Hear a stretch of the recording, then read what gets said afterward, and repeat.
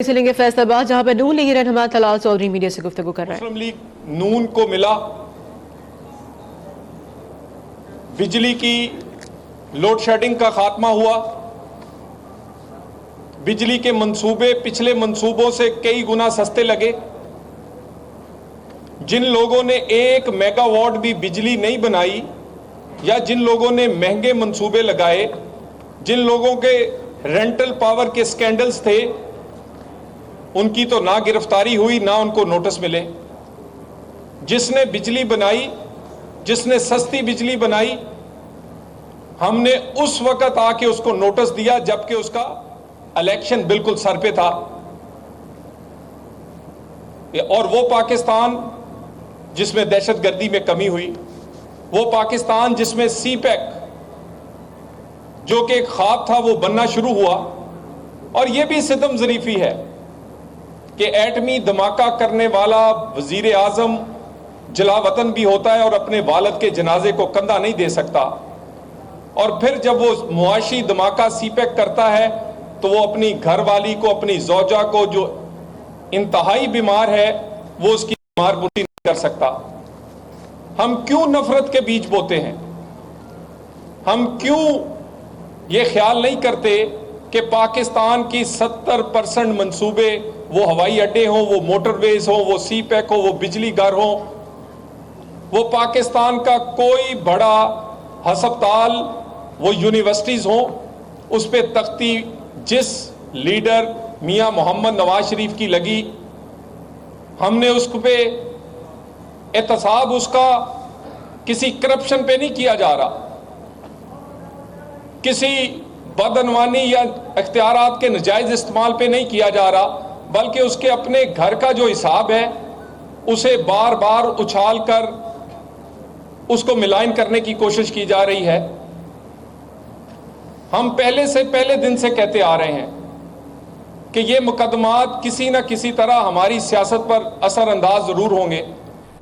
हमारे मुखालिफ इसके फैसलों से फायदा उठाएंगे।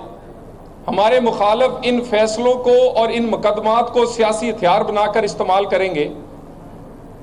अगर ये फैसला कल आता है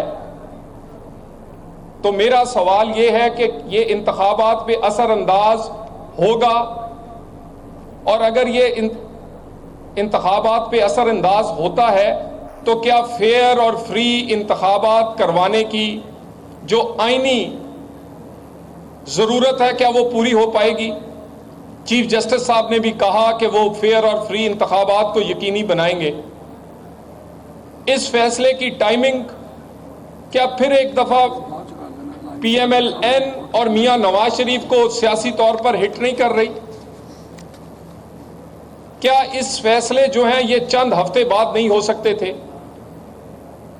बाकी सियासत को तो एक साइड पर रखें, इंसानियत और इखलाकियात जो हैं, यहां पर बड़े बड़े दहशतगर्दी के मुलजम जो हैं, अगर वो बीमारी या किसी और वजह से उनको तो रहा कर दिया जाता है, जमानत मिल जाती है।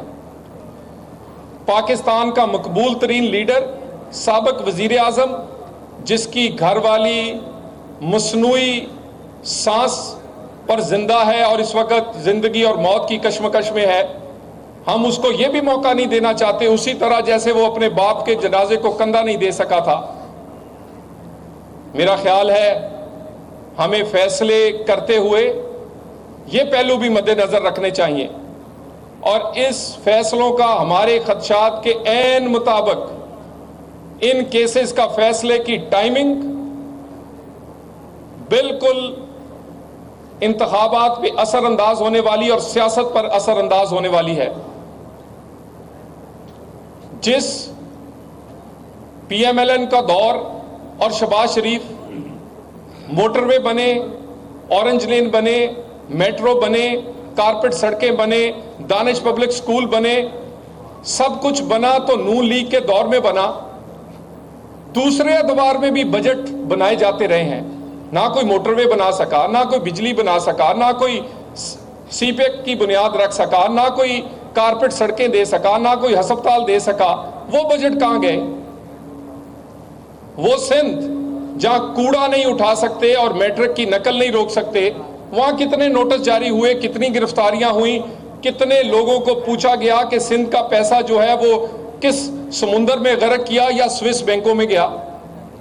वो केपीके जिसकी 5 साल में वो मेट्रो जो एक ना बना सके, जो 5 माह में शहबाज शरीफ तलाल बनाता है। चौधरी फैसलाबाद में तकरीब से खिताब कर रहे हैं। उन्होंने कहा कि नवाज शरीफ का एहतसाब करप्शन पर नहीं किया जा रहा, ये मुकदमात हमारी सियासत पर असरअंदाज होंगे।